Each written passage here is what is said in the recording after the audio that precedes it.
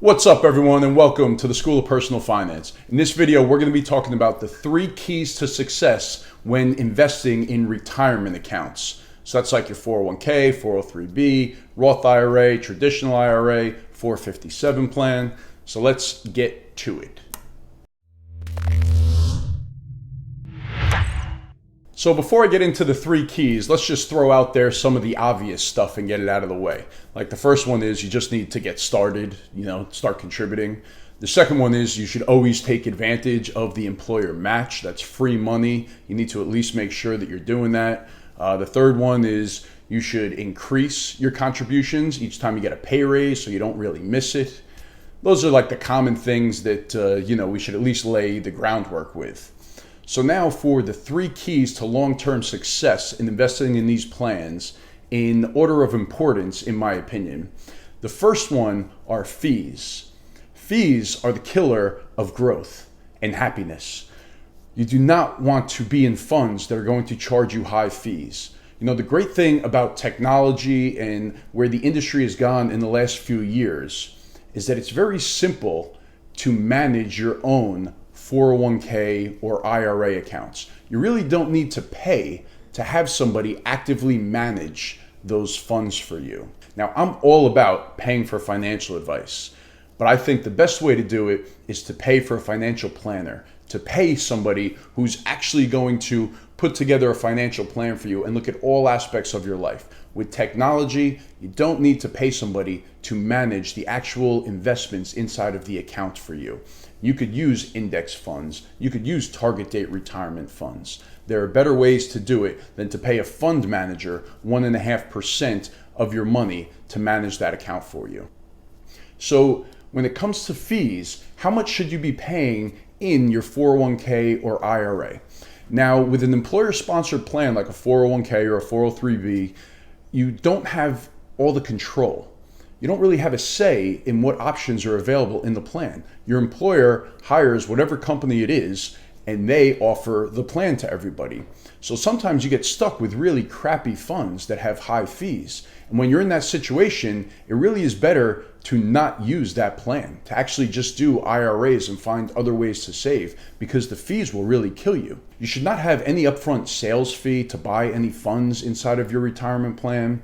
And the expense ratio is what it's called. That's how you determine how much you're actually paying for a fund. So if you're one of the lucky ones out there that has Vanguard inside of their 401k plan, and they offer these funds, the expense ratio, it might be below 10 basis points. That's like 1/10 of 1%. So if you have $100,000 inside of your 401k in a fund like that, the fee would be about $100 a year, which would be great.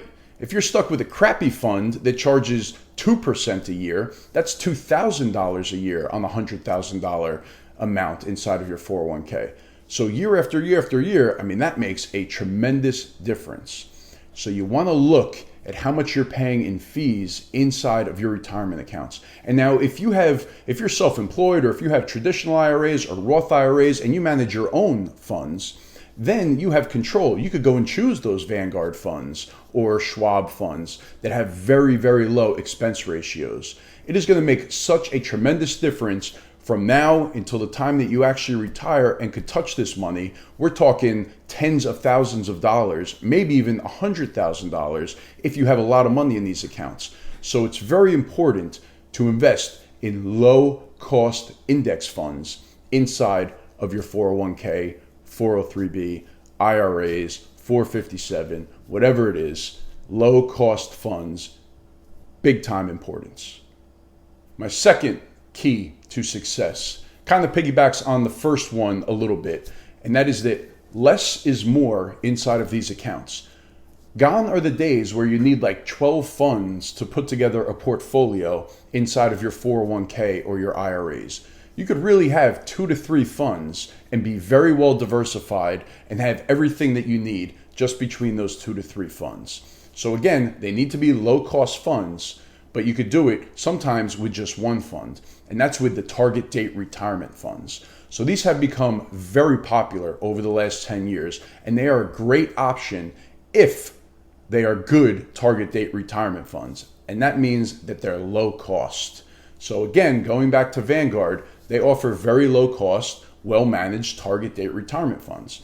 And all you need to do is choose the date that corresponds with when you're going to be retiring. And it doesn't have to be exact. So if you're going to be retiring somewhere in the ballpark of 2055, then that's the target date retirement fund you would pick. And that's going to be a more aggressive fund because you have a very long time until you're going to be retiring. Compared to the 2020 target date retirement fund, that is going to be a much more conservative fund because they are managing it with the expectation that you're going to be retiring around the year 2020. So these funds, they will automatically rebalance themselves. They have a glide path where they're going to get more conservative as you get older and start to approach retirement. So these are really set it and forget it type funds. So if you don't want to think about this stuff, if you don't want to worry about it, you could choose to just contribute in a target date retirement fund, and then it's really hands off. And if you have a low cost option like a Vanguard fund in there, then you're paying very low fees and you don't have to manage the account. It's just going to go for you. All you got to do is throw the money in there and let it go. If you're in your 20s and your 30s, the move is to be aggressive. Go with the flow. If the market goes up, market goes down, don't even worry about it. Just be aggressive because that's the best chance you have at making that money grow to be where you need it to be by the time you're going to retire. A good rule of thumb is to take the number 120 and subtract your age from it. That's the amount that you should have in stocks or ballpark. So if I'm 40 years old, I take 120 minus 40, I should be somewhere around 80% in stocks inside of my retirement accounts because I still have 20 years before I'm touching that money. So over a 20-year period, history has taught us that I have a much better chance of getting a higher rate of return by having it invested in the stock market. Now, as you get closer to retirement, then it's a little bit different. If there's money in there that I'm going to be using in the next 5 years, 7 years, I might want that money to be a little bit more conservative, to be a little bit safer so that I know it's going to be there when the time comes for me to use it. But any money that's 10, 15, 20, 25 years out, you want that money invested for growth. That's the only way you're going to get that big pile of money that you want so that when you retire, you could go live the good life. And then my third and final key to success is not to listen to the outside noise.